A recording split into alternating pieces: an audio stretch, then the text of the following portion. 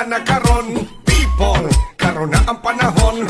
People, Inday Sara pa kay mulupad na ang agila.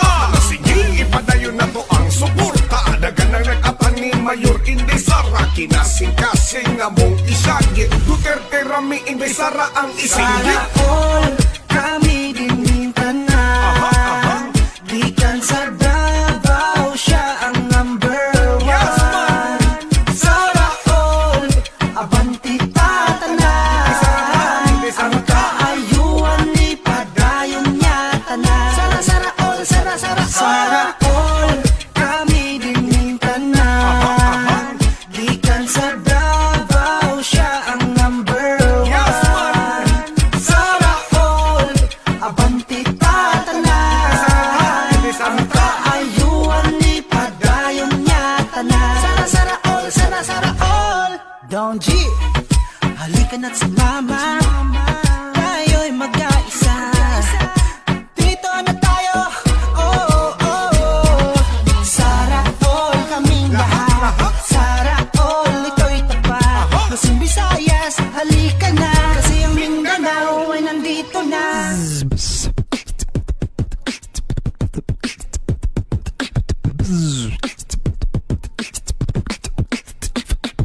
Luzon, Visayas, Mindanao.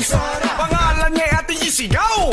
Pag-ibig ang mangingibabaw. Simula pa lang noon talagang Duterte na kami hanggang ngayon. Sara Duterte, Carlo, pangalan mo sinisigaw ng Pilipino. Sa iyong pagtato kami nakasuporta. Sara All ang lahat para masaya. Sara All, Nandito na Sara All, ang agila. Sara All, Lilipad na Sara All. magkaisa. Sara All, kami dinintan na. Gikan sa Davao, siya ang number one. Sara All, abanti tatanan. Ang kaayuan ni padayon niya tanan. Sara All, kami dinintan na. Gikan sa Davao, siya ang number one. Sara All, abanti tatanan. Ang kaayuan ni padayon niya tanan. Sara All.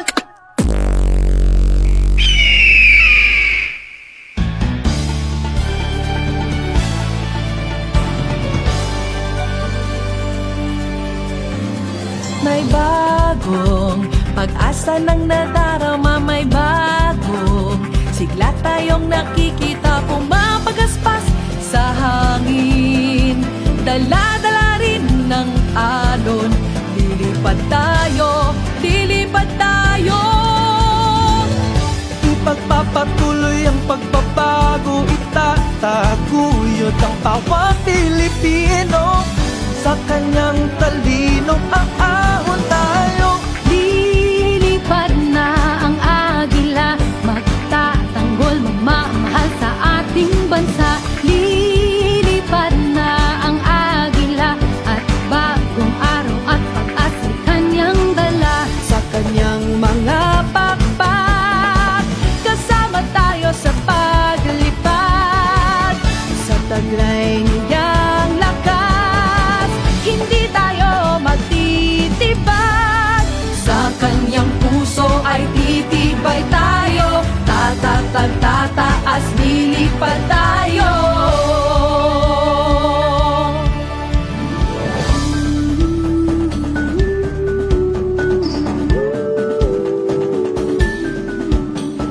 Lilipad na ang agila, pagbabago ay itutuloy niya. Lilipad. Dapat pantay-pantay ang lahat. Walang kasarian, edad o relihiyon. Walang mahirap, walang mayaman. Ang kailangan ng bansa, pagkakaisa ng bayan, disiplinadong mamamayan, tuloy-tuloy na kaunlaran. Tunay, love you! Huwag ka mag-alala, number one kita!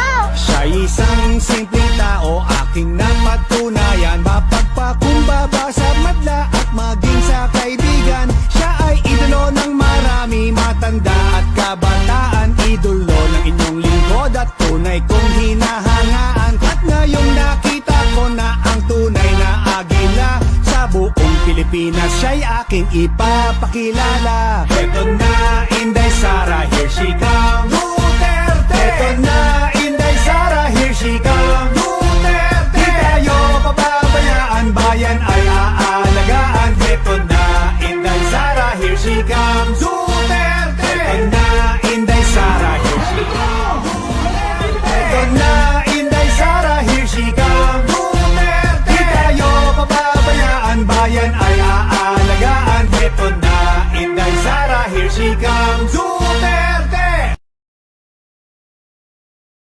Assalamualaikum warahmatullahi wabarakatuh sa ating mga kapatid na Muslim. May buntag at magandang umaga po sa inyong lahat. Welcome po dito sa Sara All for You ngayong araw ng Huwebes. Sa ngalan ni Mayor Sara Duterte, ako po ang inyong lingkod, Tek Ocampo, mula rito sa Davao City. Ngayong araw sa Sara All for You, tunghayan natin ang naging journey ng Uniteam Standard Bearers, Apo Bongbong Marcos at Mayor Sara Duterte sa kanilang mga pinagdaanang kampanya. Samantala, isa na namang grupo ng mga volunteers mula sa Iloilo na sumusuporta kay Mayor Sara Duterte ang ating makakapanayam. At panoorin ang pinaka-inaabangang pagsanib puwersa ng mga artists for Sara sa isang grand musical launch. Abangan po natin yan.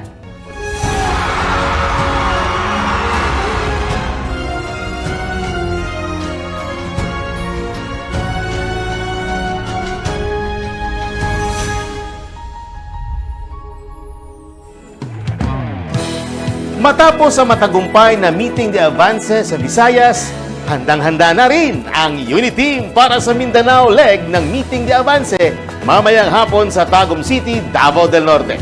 Samantala, tunghayan natin ang pagkwento ni na Apo BBM at Mayor Sara Duterte tungkol sa kanilang mga naging karanasan sa 3 buwan na kampanya. Narito po ang kanilang nakakaantig na vlog.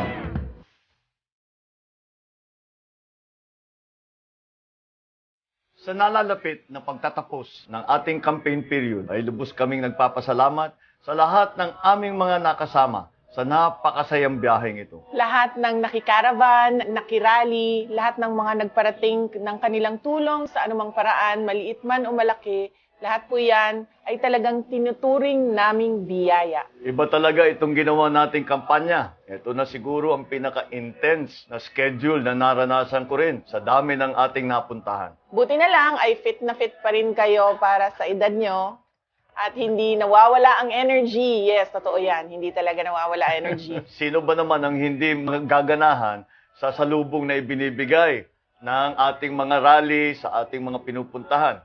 Kahit saan, ay napakainit ang pagtanggap sa atin.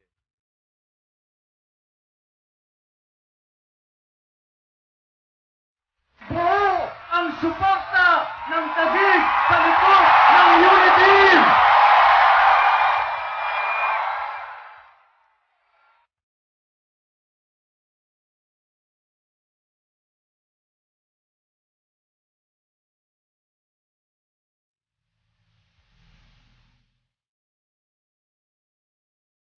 Matagal na kaming hindi nakakasagot sa inyong mga comments at iba pang mga messages sa social media. Kaya ang vlog natin ngayon ay para po sa inyong mga katanungan at iba pang mga requests. Nako, ano naman kaya ang mga requests na ito? Sana kaya namin sagutin. Kayang-kaya yan. Pumili kami ng 7, nakaki 7, na request o katanungan na sasagutin namin ngayon.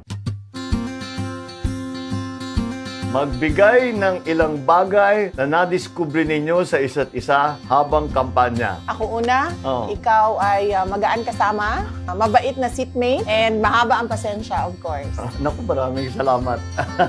Ganon din naman. Kami naman ni Inday Sara, hindi kami masyadong malapit noon nung nagsimula. When napalapit kami dahil magkasundo naman talaga kami. Siguro pagka nakikita nyo kami sa stage na naghahalakhakan, dahil kay Inday Sara yan, pinapatawa kami lahat at lagi siyang masaya at lagi siyang parang hindi napapagod. Kaya kailangan magpakita rin tayo habang sabayan natin si Inday. Ibuking kung sino ang pinakamakulit na senatoriable habang may ibang nagsispeech. Siguro lahat kami, pero ang madalas na maraming comment si Jinggoy. Silang dalawa ni Herbert Bautista. Pag kami nagsasalita, laging may comment yan tungkol sa nagsasalita, tungkol sa crowd, tungkol sa mga nakikita nila. Kaya ganyan nga kami, kaya lagi kami nakabungis-ngis pagka kami nasa stage. Agree ako sa iyo, Apo BBM, lahat talaga. Dahil kung napansin nyo, dalawa lang naman kaming babae sa uniteam na slate. Pagkapag wala si Senator Lauren Legarda ay ang kulit talaga ng lahat ng lalaki. Kaya kung nakikita nyo, laging nagbubungis-ngisan.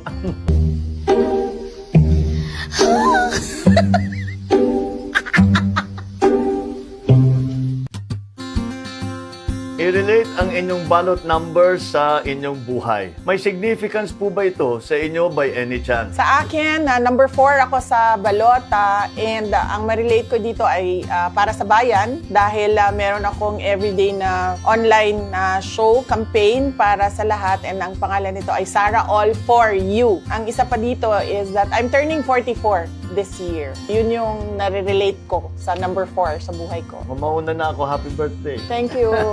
Yung 7, nung panahon pa ng aking ama, tinutuloy niya yan ng swerte, lucky number niya, yung 7. Nagkataon, dito sa eleksyon na ito, panayang litaw ng numerong 7. Yung naging number ko sa balota, nasama na yan sa swerte. Ang unang pagkaing hinahanap nyo pagkatapos ng isang buong araw ng caravan at rally. Burger. Oh. Dahil sa kadalas na binabanggit yung burger, nauso, burger kayo sa amin.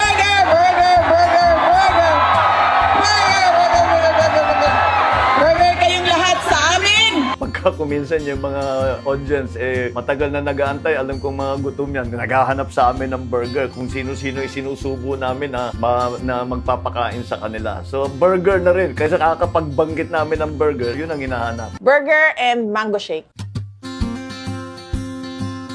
Pagtulungan, i-recite ang rap ni Andrew E. Bagong Pilipinas, bagong muka.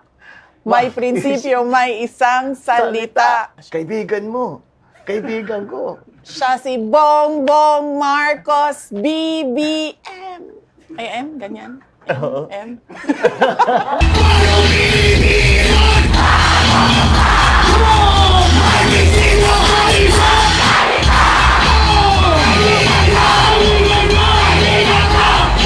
Inday Sara!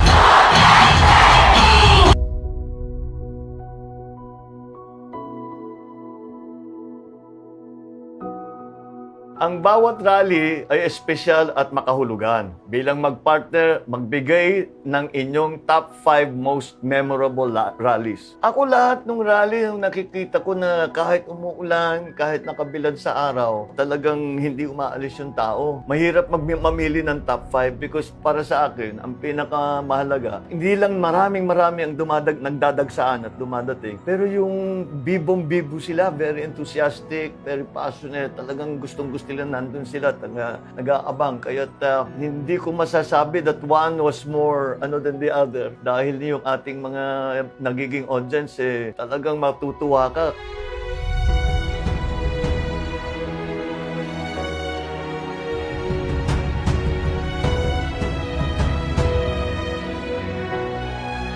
At kahit nga yung schedule mabigat, kahit medyo pagod ka na, pag nakarating ka, narinig mo na yung sigaw nila, wala, buhay na buhay ka na naman. It's very, very hard to pick only 5 doon sa rallies na pinag-uusapan natin. Pero yung significance doon ay talaga yung tao na napakainit ang pagtanggap. Yun para sa akin ang pinakamahalaga. Yes, lahat ng rallies ay top rally.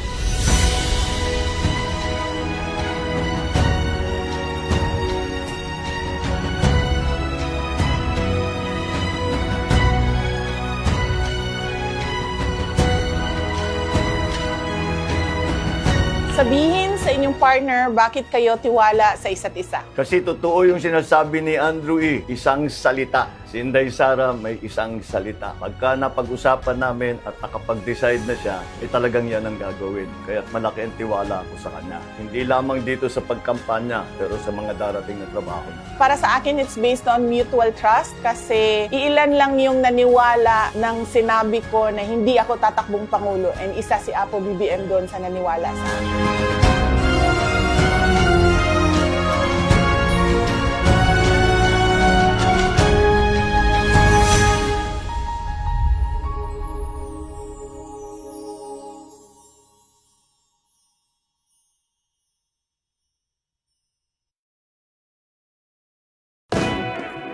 Bago tayo mag-break, shoutout muna po sa mga support groups ni Mayor Sara Duterte. Isda o Inday Sara Duterte ako. Super Inday. Kislap o kay Inday Sara lilipad ang Pilipinas. At Youth for Inday Sara Duterte at Youth Alliance Movement ng Central Luzon. Ang turo ng aking mga magulang sa aking pagtatrabaho, dapat pantay-pantay ang lahat. Walang kasarian, edad o relihiyon. Walang mahirap, walang mayaman. Ang kailangan natin, trabaho, edukasyon, mapayapang pamumuhay. Ang kailangan ng bansa, pagkakaisa ng bayan, disiplinadong mamamayan, tuloy-tuloy na kaunlaran. Ako si Inday Sara Duterte. Matibay ang puso na maglilingkod para sa mga Pilipino, para sa Pilipinas. Mahalin natin ang Pilipinas.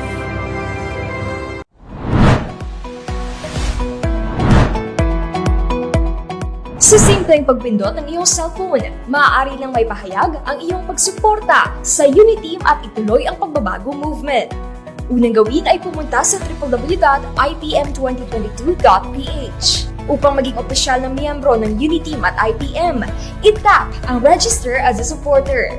Kompletuhin ang mga kinakailangang importanteng detalye ng supporter registration form, gaya ng iyong pangalan, middle name at apelyido, kasarian, edad, at ang iyong mobile number. Kung ikaw ay isang overseas Filipino worker, piliin ang yes at ilagay kung saang bansa ka nakatira. Kung ikaw naman ay nandito sa Pilipinas, ilagay ang rehiyon, probinsya, lungsod o munisipalidad at kung saang barangay ka nakatira. Kinakailangan din ang iyong kompletong address. Paalala, huwag gumamit ng pagdadaglat o abbreviation. Sunod ay piliin ang kategorya na iyong kinabibilangan. Pumili rin ng sektor na iyong kinabibilangan. Siguraduhin tama ang iyong ibinigay na impormasyon bago pindutin ang Save button. Pagkatapos pindutin ang Save button, lalabas sa screen ang iyong official ID. Nagpapatunay na ikaw ay isang official supporter ng Uniteam at ituloy ang pagbabago movement. Paalala, hindi na maaaring bumalik sa nakaraang page kung nariyan na ang iyong official ID. Agad na pindutin ang Save button bago ito mawala. Kung sakaling mayroong mga katanungan, maaaring message ang ituloy ang pagbabago Facebook page at agad namin itong sasagutin. Lilipad na ang agila at bagong araw at pag-asa kanyang dala sa kanyang mga pakpak. Kasama tayo sa pag-ibig, sa kanyang puso ay titibay tayo.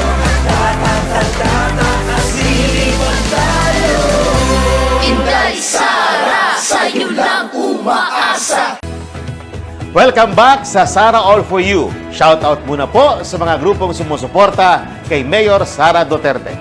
Sara All, Inday Cares, Isip Pilipinas o Inday Sara, ikalawang Pangulo ng Pilipinas, Solid Inday Sara o SIS at Sara Tayo.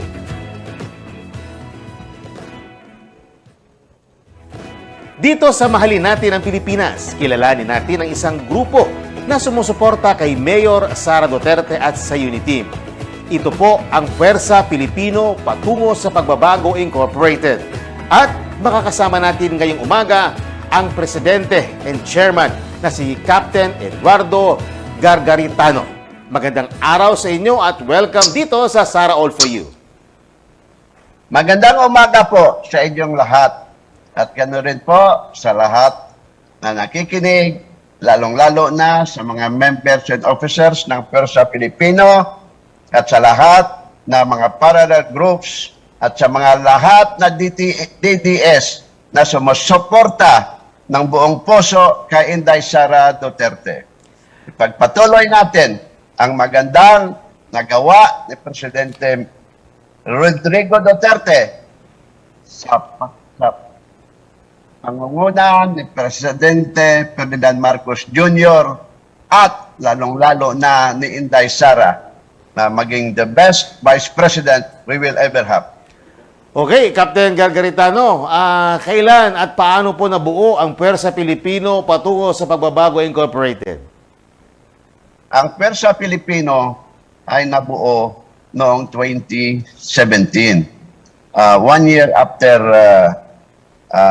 the election of President Rodrigo Duterte. In the beginning, this was named Pwersa Ilonggo. But then, when the group visited Inday Sara in Davao, Mayor Inday Sara had suggested that to make it the name as Pwersa Filipino because for the reason that Pwersa Ilonggo is regional. It looks like regional, so we'll make it national. So we heeded her advice and we changed the name to Pwersa Filipino, patungo sa pagbabago. Okay, Captain, mula nang mabuo ito, ilan na ba ang mga members o chapters natin sa grupo? Sa ngayon, ang members natin ay mahigit na kami 6 million members all over the country. From Luzon to Visayas and Mindanao. So we have even now candidates from Aurora, Quezon for governors, and so many towns as mayors and councilors, vice mayors, even congressmen. We have supporting, and all of them are members of Pwersa Filipino. And of course, supporting the BBM and Sara Tandem and the Unity Team. Wow, napakalawak na po pala ng network natin. Ano naman po ang mga ginagawa ninyo mga activities bilang pagsuporta kay Mayor Sara at sa Unity Team? Kasabay din no, ng pagtulong sa ating mga kababayan. Okay. Just like last night, we have a big rally in my municipality for the Western Visayas,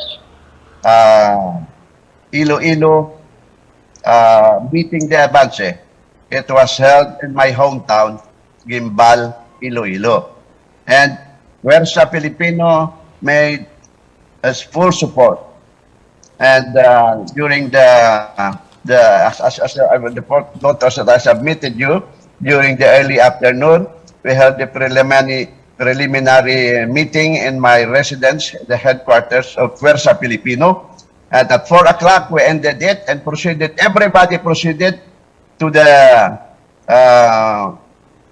rally. And,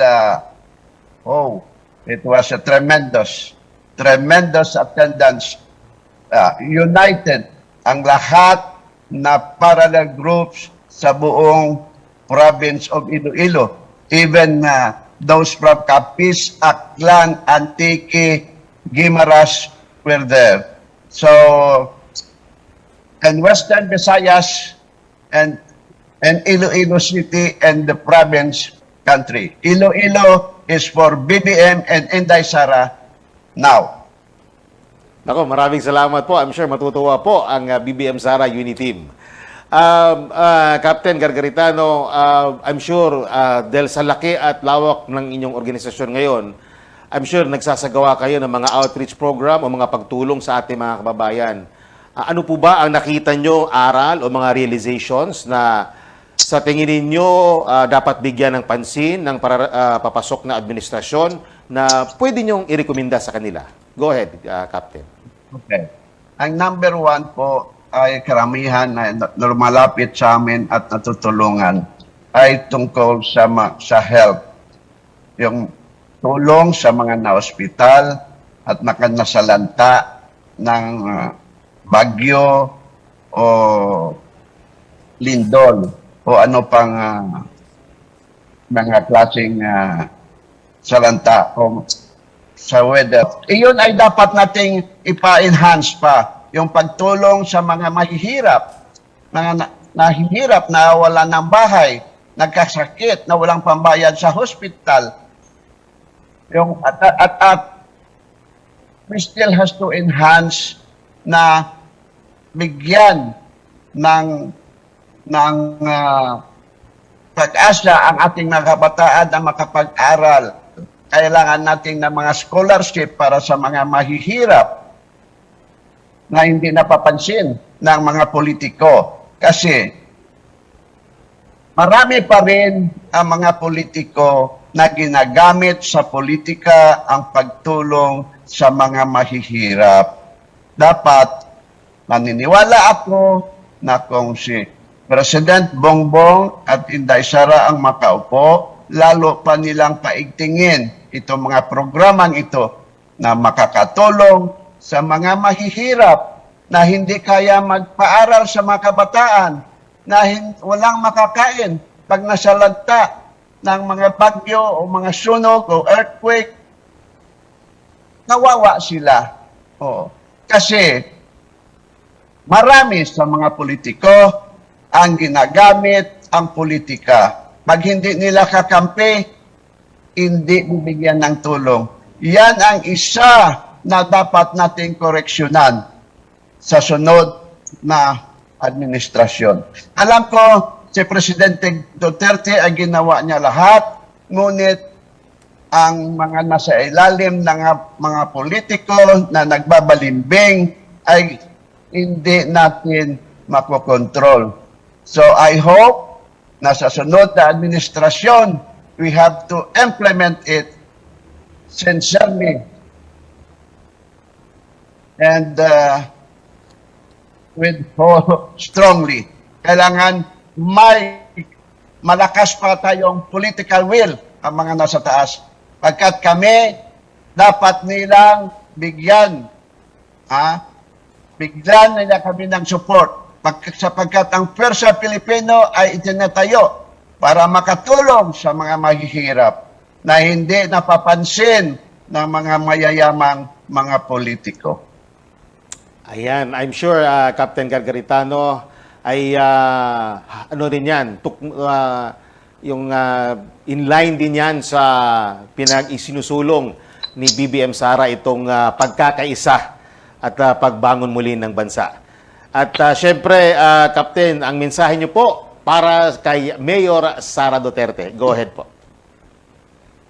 Inday Sara, kahit hindi pa tayo nagkita, ang aking lang mga kasama sa asosasyon ng mga Pwersa Pilipino, buong puso po akong tutulong at magsuporta sa iyo.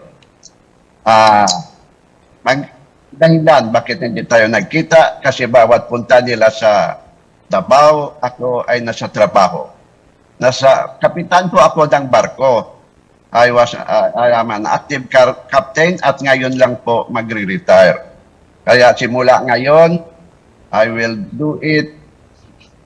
I am with the group all the way and giving you full support. Kung wala ako, yung asawa ko naman, si Mrs. Remia Gargaritano, ang gumagawa at tumutulong on my behalf. At nandiyan naman yung aking Vice President, si Randy Cayetano, at aming General si Melch Belen. Siya po ang aking right-handed po. At siya ang tumutulong sa reach out, silang dalawa at si Mrs. nagre-reach out sa ating mga kasama at hindi lang sa mga kasama, ganun rin sa mga Pilipino na mga mahihirap na nangangailangan ng tulong. Inday Sara, we are all the way. Ikaw ang nagpangalan ng aming asosasyon at Pwersa Pilipino patungo sa pagbabago.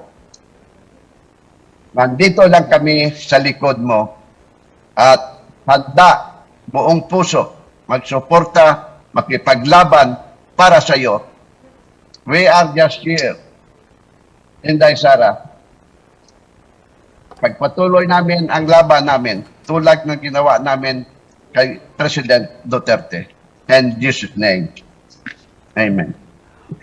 Maraming salamat po at mabuhay kayo, Captain Eduardo Gargaritano.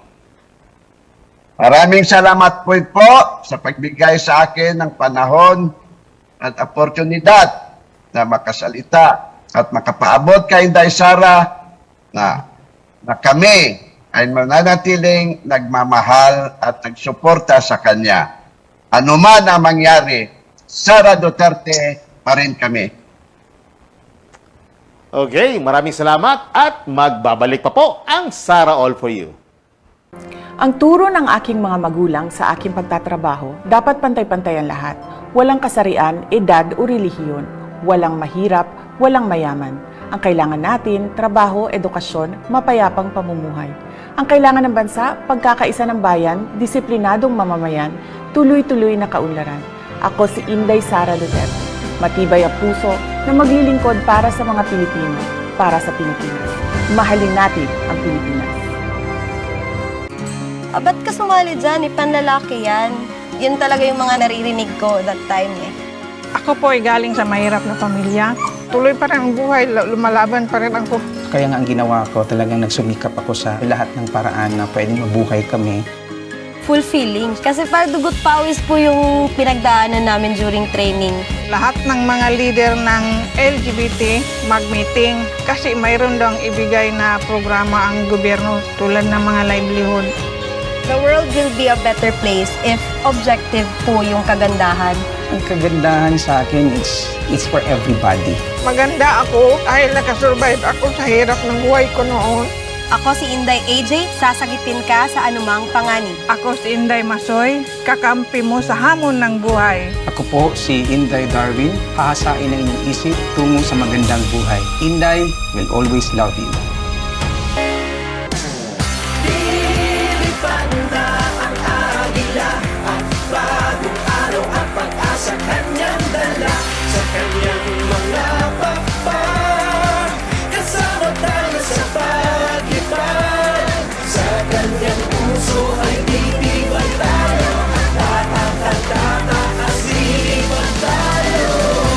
Inday Sara, sa'yo lang umaasa. Inday Sara, ikaw ang agila. Sa loob ng ilang buwan, mula nang idineklara ni Mayor Sara Duterte ang kanyang kandidatura sa pagka-vice-presidente ng bansa, marami sa ating Pinoy artists ang nagkasama-sama upang sabay na ipahayag ang kanilang suporta para sa alkalde. At narito na po ang pagsasanib pwersa ng mga artists for Sara sa pangunguna ni Direk Niel de Mesa.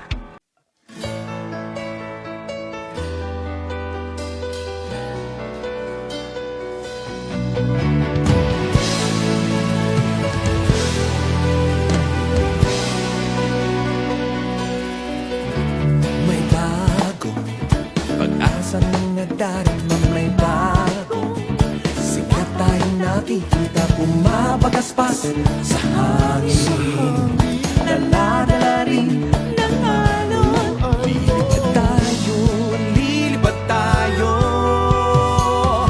Ipagpapatuloy ang pagbabago, itataguyod ang bawat Pilipino sa kanyang talino. Aamon tayo, lilipad na ang agila, magtatanggol, magmamahal sa ating bansa.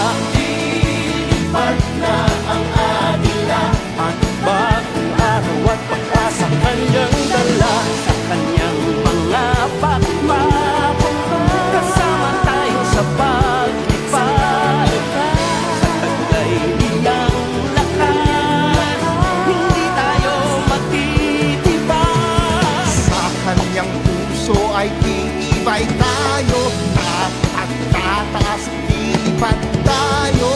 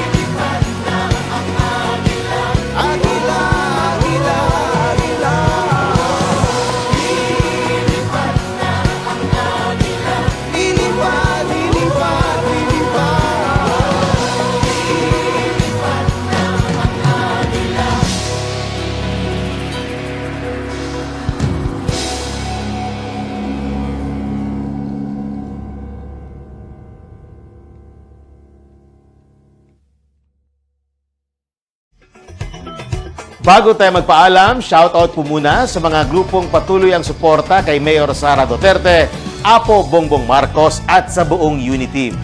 Let's Go Uniteam Coalition, Marcos-Sara Duterte Alliance o MASADA, Tigre at Agila ng Pilipinas, Iligan City, Sultan Kudarat at Bacolod City chapters, at iba't ibang BBM Sara Uniteam chapters sa buong mundo.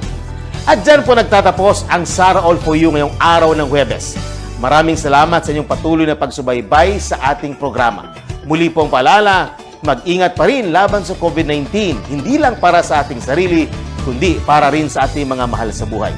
Kaya always wear your face mask, observe social distancing at magpabakuna o booster shot po tayong lahat. At sa ngalan ni Mayor Sara Duterte, ako po ang iyong lingkod, puso at serbisyo, Tek Ocampo. At ito ang Sara All for You. Magtatanggol, magmamahal sa ating bansa. At bagong araw at pag-asa kanyang dala.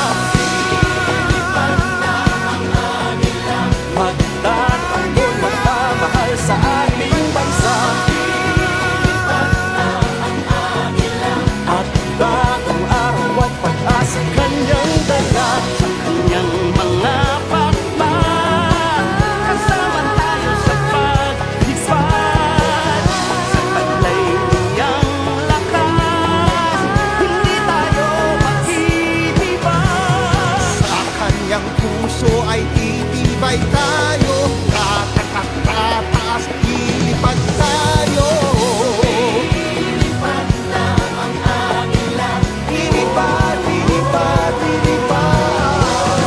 Ilipad na ang agila, agila, agila, agila. Ilipad na ang agila, ilipad, ilipad, ilipad. Ilipad na ang agila.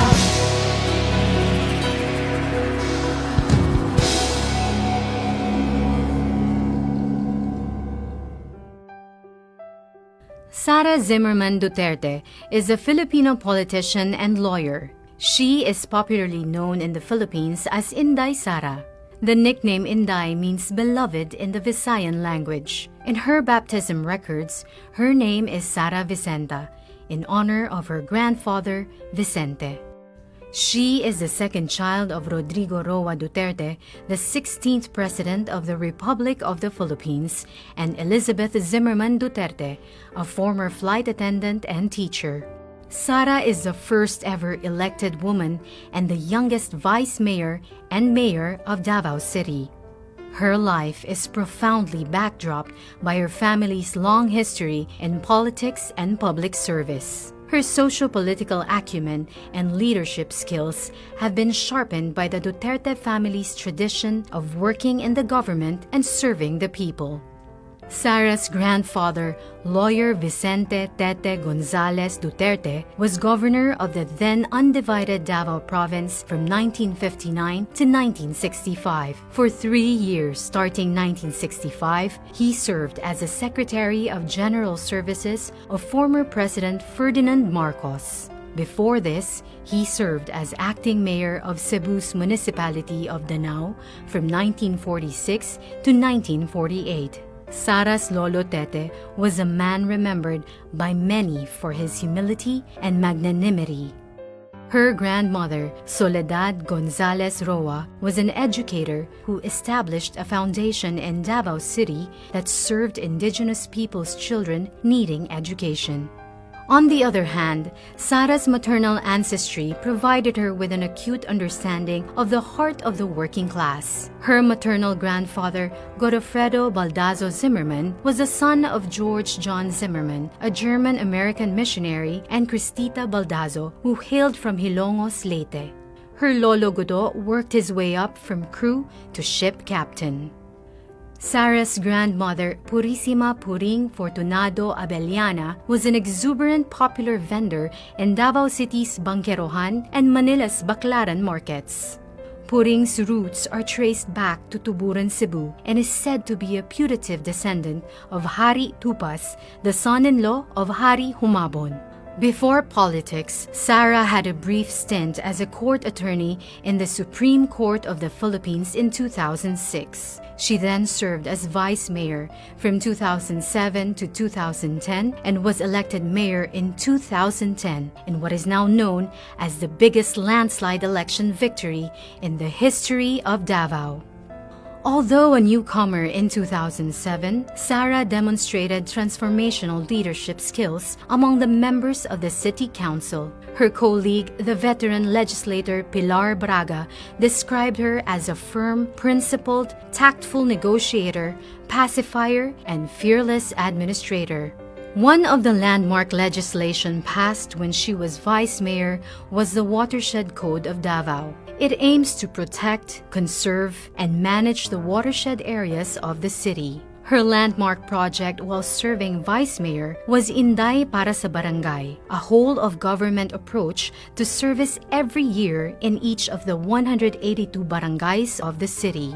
It is now called the Caravan of Government Services when she moved to the city mayor's office. During her term as mayor, the timeless Davao Life is Here brand was created. It propelled Davao City's image as a desired market and destination for investment and tourism events, including the meetings, incentives, conference, exhibitions market. As a neophyte mayor in 2010, she easily gained the trust of Region 11 economic pillars. Then President Benigno Simeon Aquino Jr. appointed her as chairperson of the Regional Development Council. The RDC under her leadership made notable accomplishments that propelled the region. She was also selected as a NEDA Board Regional Development Committee Mindanao Area Committee chairperson. During her first full year as RDC chairperson, Davao Region's gross regional domestic product expanded from 3.9% in 2011 to 7.1% in 2012.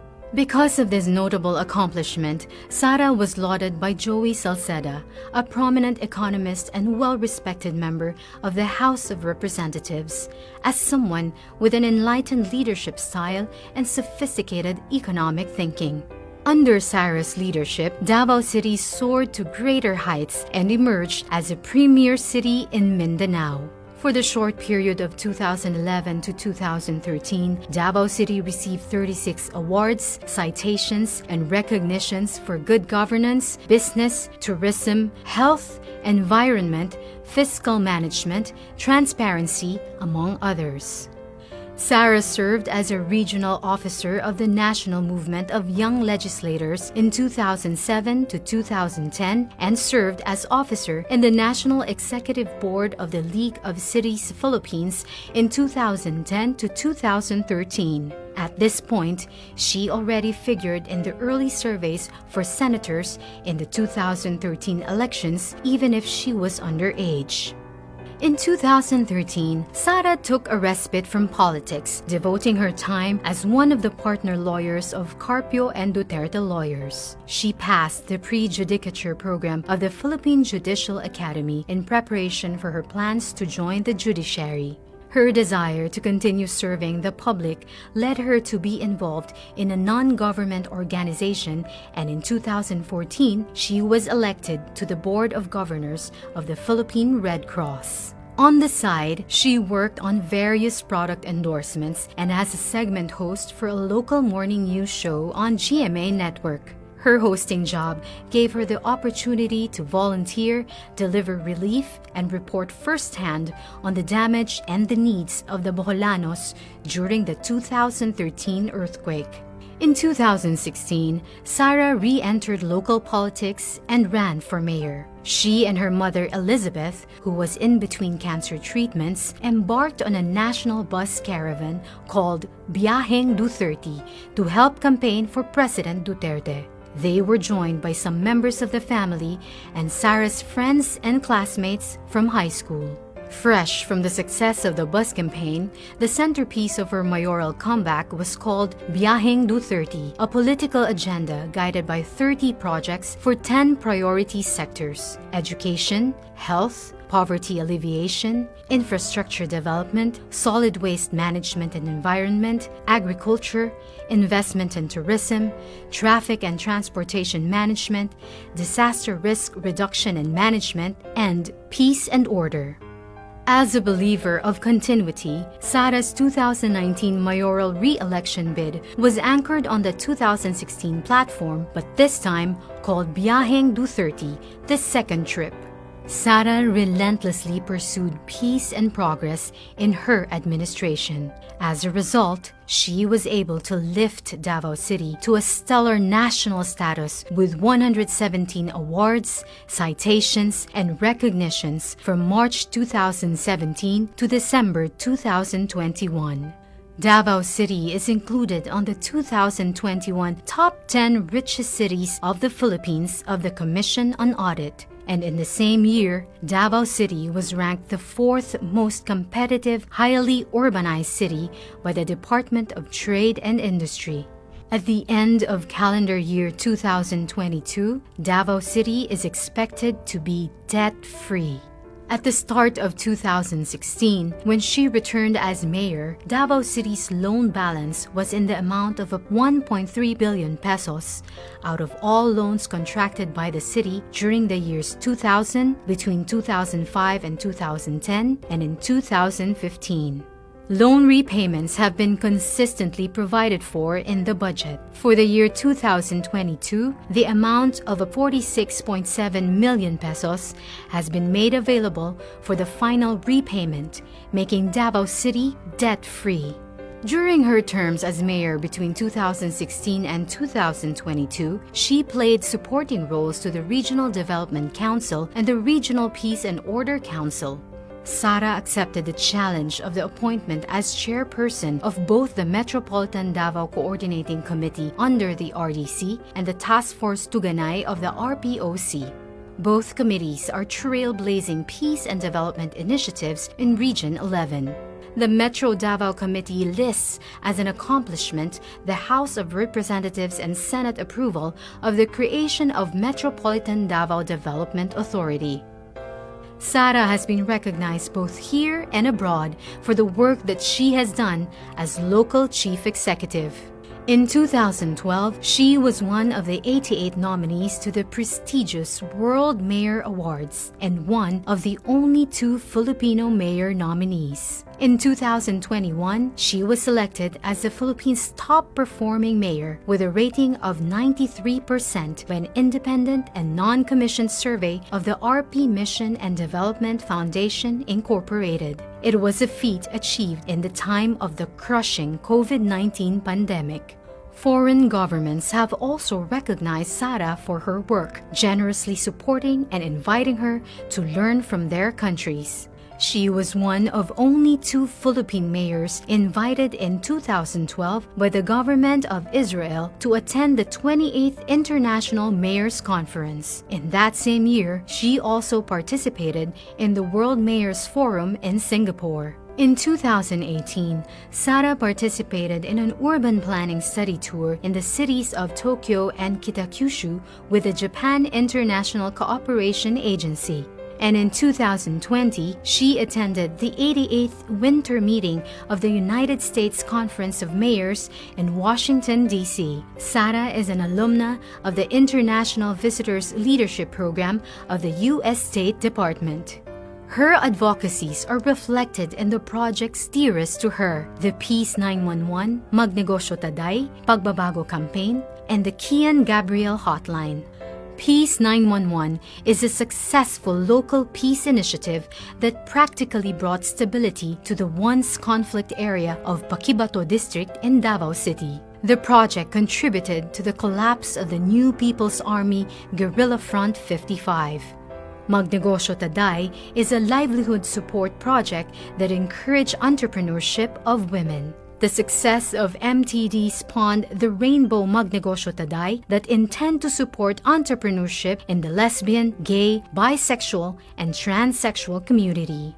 The Pagbabago campaign is a two-pronged approach to solving interlocking problems related to poverty, children's education, and responsible parenthood. Through the Pagbabago campaign, children and parents in the communities are given bags branded as Pagbabago that contain reading materials on the importance of education and responsible parenting.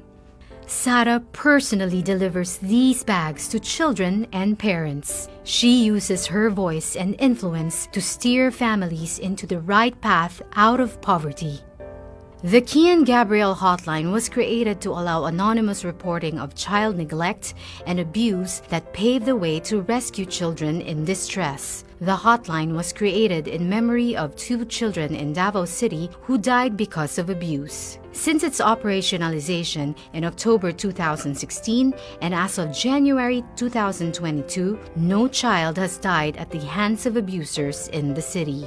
In 2018, Sara led the creation of Hugpong ng Pagbabago, a region-wide political party aimed at creating a strong, peaceful, and developed region that can become a symbol of hope for our country's progress. Just like in 2016, she also went around the country in 2019, but this time on her favorite big bike, a 900cc Yamaha XSR, she fondly named Ella to help campaign for senator candidates. In November 2021, Sara took her oath as a member of the Lakas Christian Muslim Democrats National Party. Sara is currently the chairperson of both the HNP and Lakas CMD. Sara is an adopted member of the Philippine Military Academy Maharlika class of 1984 and the Philippine National Police Academy Tagapagkalinga class of 1991. She is a member of the Philippine Coast Guard Auxiliary and the Armed Forces of the Philippines Army Reserve Command. She holds the rank of Colonel and is currently the Assistant Brigade Commander of the 2202nd Ready Reserve Combined Arms Brigade, Philippine Army. She has received several medals, ribbons, badges, and citations for her work in Davao in support of the Armed Forces of the Philippines. She also received a presidential award from former President Benigno Simeon Aquino Jr. and the Philippine Commission for the Urban Poor in December 2011. And in August 2021, Sara was celebrated by Asia Pacific Luminaire Awards as someone who has contributed to the creation of a brighter future. Sara is a Bachelor of Science in Respiratory Therapy graduate from the San Pedro College in Davao City. She received her Juris Doctor degree from the San Sebastian College Recoletos in the city of Manila. She was presented as one of the 30 most outstanding St. Augustine awardees of San Sebastian in January 2014 and was granted by the San Sebastian College of Law the Distinguished Alumna Award for Public Service in February 2020. She also received the Distinguished Woman of Service Award from the San Beda College Alumni Association in February 2011. Sara spent 4 years of law school at the San Beda and her final year in San Sebastian. Sara is a graduate in 2011 of the twin program of the Armed Forces of the Philippines Command and General Staff College, General Staff Course, and the Development Academy of the Philippines, Master of Public Management.